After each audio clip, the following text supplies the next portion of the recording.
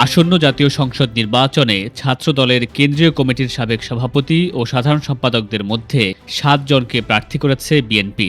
তাদের মধ্যে ছাত্রদলের কেন্দ্রীয় সভাপতি ছিলেন ৫ জন এবং সাধারণ সম্পাদক ছিলেন ২ জন।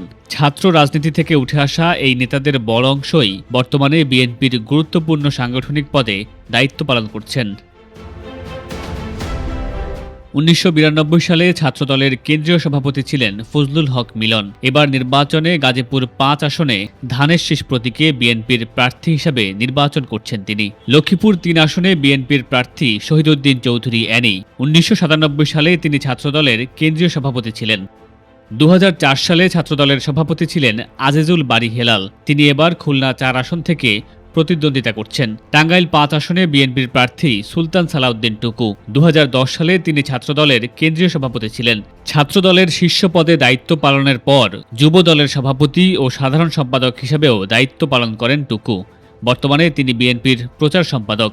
২০১৪ সালে ছাত্রদলের সভাপতি ছিলেন রাজীব আহসান। তিনি এবার বরিশাল ৪ আসন থেকে প্রতিদ্বন্দ্বিতা করছেন।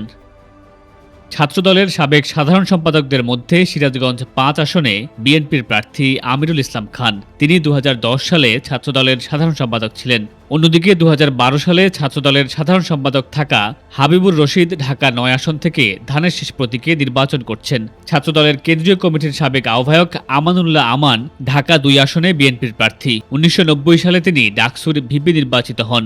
নরসিংদী ১ আসনে বিএনপির প্রার্থী খায়রুল কবির খোকন। ১৯৯০ সালে তিনি ডাকসুর জিএস ছিলেন। ছাত্রদলের সাবেক আরও কয়েকজন নেতা এবার বিএনপির মনোনয়ন পেয়েছেন। তাদের মধ্যে রয়েছেন নোয়াখালী ৬ আসনে মোহাম্মদ মাহবুবের রহমান শামীম, শরীয়তপুর ৩ আসনে মিয়া নুরুদ্দিন আহমেদ অপু, খুলনা ৩ আসনে রকিবুল ইসলাম বকুল, সিলেট ২ আসনে তাহসিনা রুশদি, ফরিদপুর ৪ আসনে শহীদুল ইসলাম, টাঙ্গাইল ৩ আসনে এস.এম. ওবায়দুল হক, মুন্সিগঞ্জ ৩ আসনে মোহাম্মদ কামরুজ্জামান এবং মাদারীপুর ৩ আসনে আনিসুর রহমান তালুকদার।